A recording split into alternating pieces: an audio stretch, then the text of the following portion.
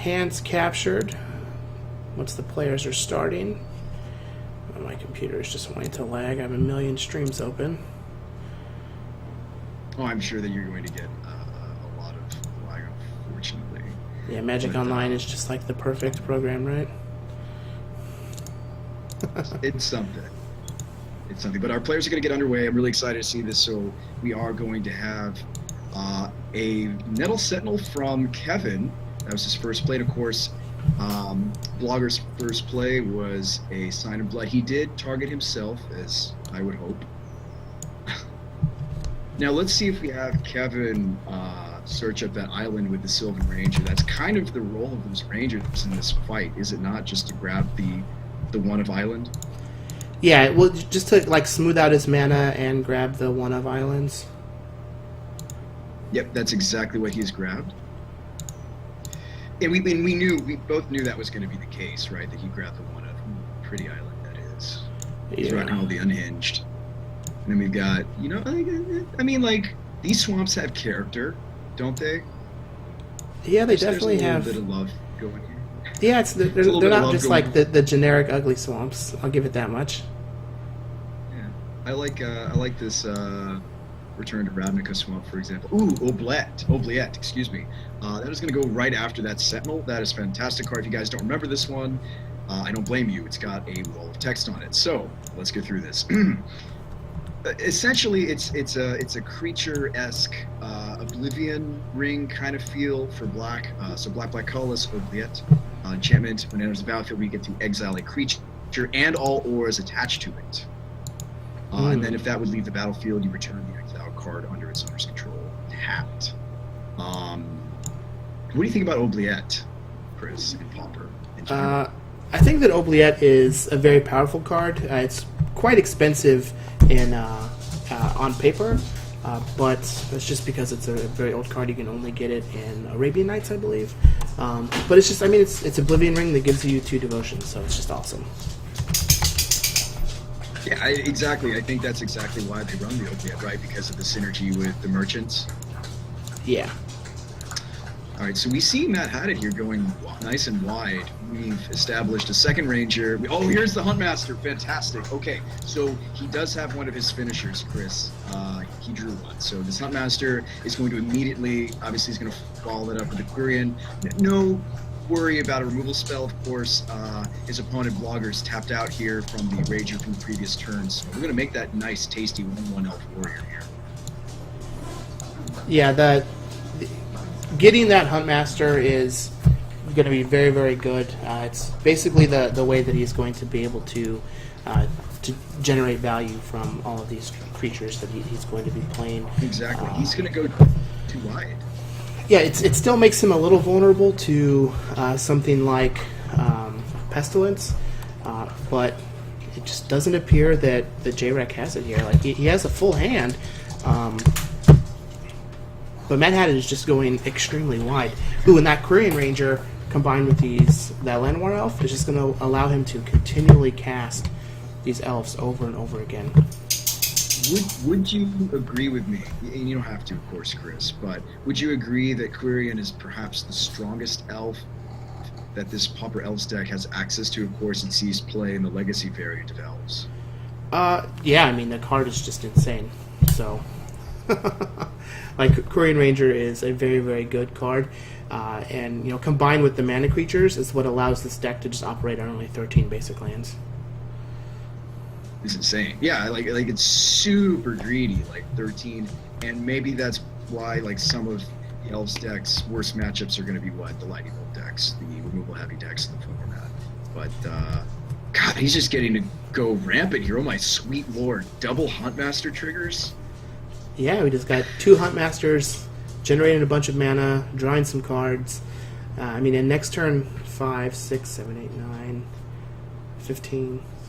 Like, he can attack for 19 next turn. Like, the 2/2s can chump the 3/3s, or try and trade effectively, and he's just going to take a whole bunch of damage.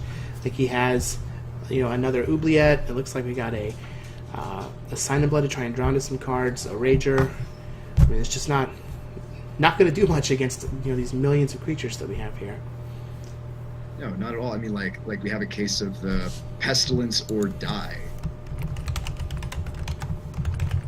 And I don't think he's going to see that pestilence. I mean, again, I know some of the gentlemen in chat, some of our viewers today were telling me, oh, like the 1/1 split pestilence is normal.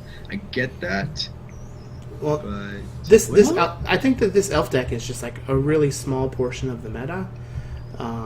Now, this Grey Merchant's actually awesome. Like, it's going to give him a life buffer.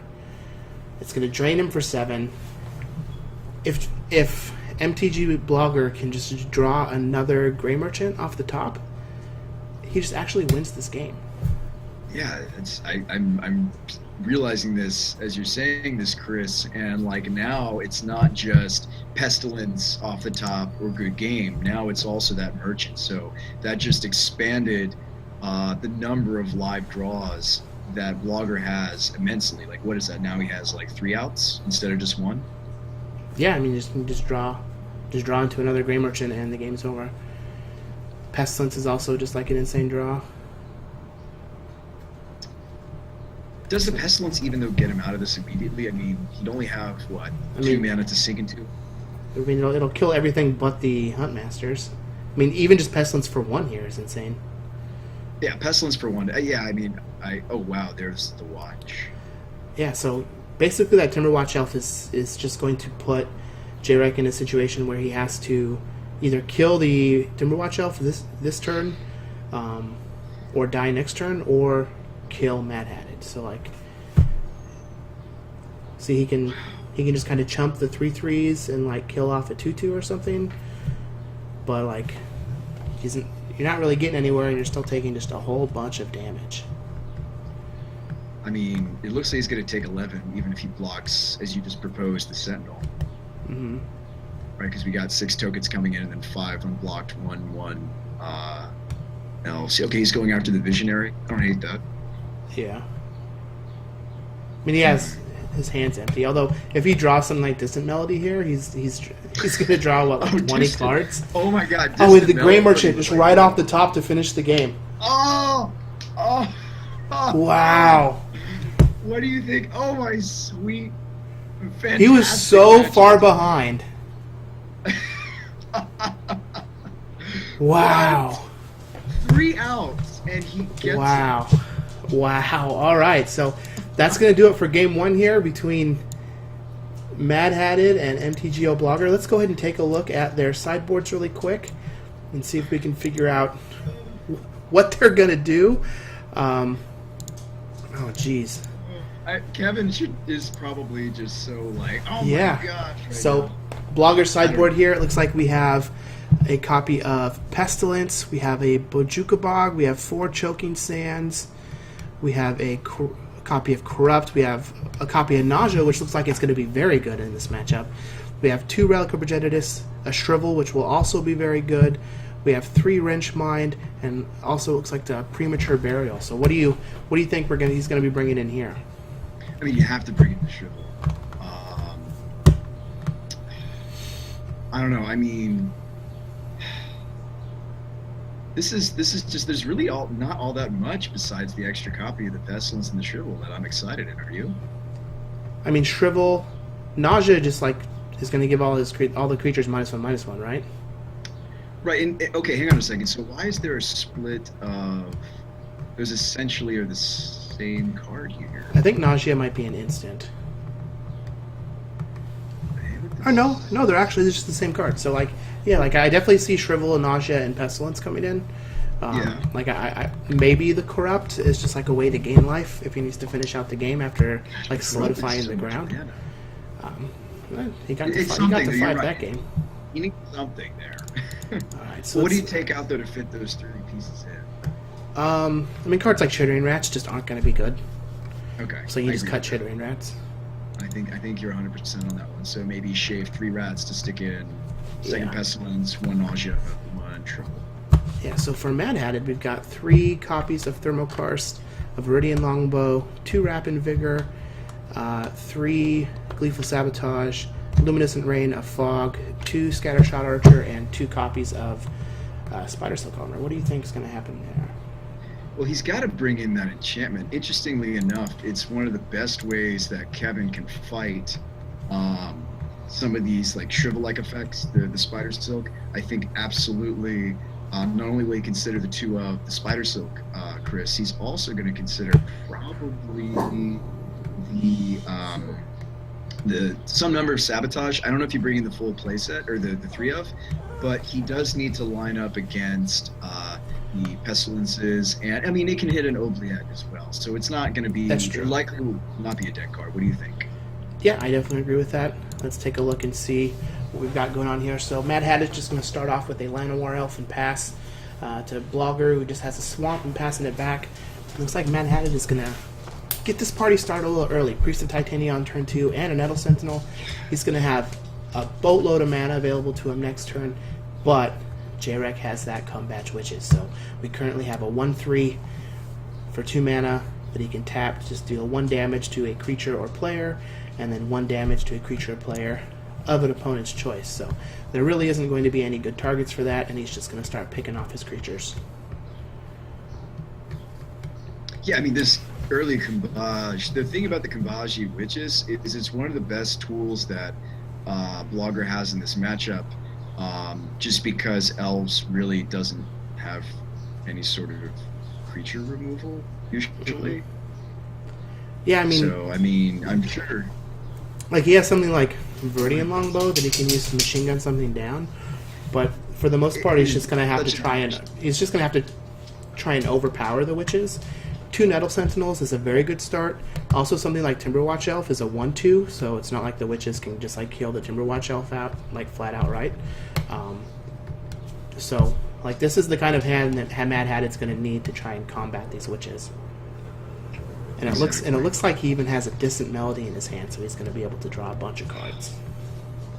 That card is fantastic. I mean, it really is usually the only reason that Elves will seek to, go into blue. Mm-hmm. But it's such a neat card, isn't it? I mean, like, it's probably one of the most powerful 4-drops that you can be playing in Pauper outside of maybe Pestilence that I'm aware of. Can you think of any other big ones, 4-drops off the top? In Pauper? Yeah, I mean, it's just like you're just kind of trying to play as many cheap cards as you can, and then as things get more expensive, they get more powerful. So, like, Teachings is a good 4-drop, Tendrils of Corruption is a good 4-drop, Evankar's Justice is also a good 4-drop. So, like, Justice is fantastic. So, like, all these 4-drops just have to be insane, and I mean, he's just literally going to draw 6 cards. That has to be good, This right? is amazing. Turn 3, draw 6. Yeah, it's like, please? Can Modern have that, please? Should Distant Melody just be a modern playable card? Oh, and here's a Quirion Ranger that's going to be able to untap this Priest of Titania, generate 7 more mana, and just continue to play Elves. Yep, let's see if Kevin sees that. Is this deck even legal? Is Priest of Titania just a mythic rare that was misprinted as a common? Oh my sweet lord! Wow. I think Kevin is taking a moment. Oh, here it comes. I was like, Kevin is taking a moment to just. Yeah. Oh, God. So Quirion Ranger's going to untap the Priest of Titania. He's going to generate 7 more green mana. He's going to play a Nettle Sentinel. It also looks like he has a Birchlore Rangers, another Sylvan Ranger, a Findhorn Elf. So he's just basically going to put 11 Elves on the battlefield. Say, go ahead and have your turn 3. Let's see what you can do. And then next turn, we're going to start attacking. Sweet lord. And like Mad Hatted says in the chat, 1 time, no shrivel. Yeah. And here's the thing: is that that would be such a blowout. We're looking here at Blogger's hand, Chris, and there's like nothing. There's really not. I mean, like, what's he gonna do next turn? Like, let him himself. Like, ooh, and he's gonna play the Birchlore Rangers as a morph. That way, it can't be killed by the witches. I like this play quite a lot. Real heads up play. Yeah, I mean, it's a 2/2. And the Birchlore, like, its job has already been done. We already have searched up that island, and that's a lot of what Birchlore does, allows this Elves deck to splash that blue. Yeah, well, I mean, it also just turns all of these Elves into half a mana creature, so if we happen to draw into another Distant Melody, that's what'll let us just go nuts with Lissalana Huntmaster, because those Elves that you get, you can tap to Virtual Rangers because it says tap and doesn't have the tap symbol, so Summoning Sickness doesn't matter. Yeah, This is just looking real ugly for MTGBlogger. Well, okay, but hang on a second. Well, okay, I think he's toast this time. Last time he did have those 3 outs, the either a merchant or the one of main deck pestilence. This time, I think you're absolutely right. I think like Kevin has totally. Oh my God, he's still going. Totally comboed out. You know, this is the turn 3, and then he's just going to start alphaing. Yeah, although like MTGBlogger could draw like Shrivel, and then use the witches to deal a point of damage to one of the 2-drops, and then just leave madhatted with only 2 creatures. I guess he'd have 3 creatures. He has 4 2/2s. Like that's. I mean, you're still not in great shape, but it's winnable from that point. It could be. The Kambash does a good job blocking one of the Sentinels every turn, so you're right. We could see a bit of an upset if Blogger were to top the Shrivel or the Nausea. Maybe we'll see that. I don't know. Like last game, you and I were like, oh, he's so dead, and then merchant. Bam, right up the top deal. Well, he looked dead, but he still had outs. He looks dead here, but he also still has outs. But man, this was an impressive start by madhatted. That just turn 3, draw 6, put 11 elves on the field. Man, it's almost like I'm watching Ross Merriam play Legacy Elves. That's what it feels like. So it's like we just got a Sign in Blood from J-Rec. Gonna put him down to 18. Gonna use a Disfigure to take care of that Priest of Titania. These witches are gonna stay back on D, which I like. He can use it to soak up 2 points of damage from one of the attackers and then ping one of the other attackers. But even with doing that, he's still gonna take 3, 5, 6, 11 points of damage on this attack, and he's just dead next turn unless he finds something sweet. Yeah, I mean, we need to see, just as you put it earlier, Chris, like this might be top deck, one of those 2 effects, Nausea or Shrivel or Die. Pretty much. I think that MTGBlogger is going to have a much better shot being on the play. That way he can have something like Disfigure ready for the 1-drop out of madhatted, which would slow him down significantly. And then a chance to get witches online before things go crazy. But like, this literally just went like 1-drop, nothing, 1-drop, 2-drop, witches, bam, I just played 9 spells this turn, go. Like, there really isn't a whole lot that he could have done, unfortunately. Yeah, I mean, this is just total, utter, this is everything that every Pauper Elves player, well, every Elves player wants to do, is just make a million dudes turn 3, win the game. No natural order required. Yeah. Alright, well, looks like Blogger's going to Sign in Blood himself. He's going to find some blanks, and then we're going to be going to a game 3. So I have to imagine that both players are probably going to keep their decks the same.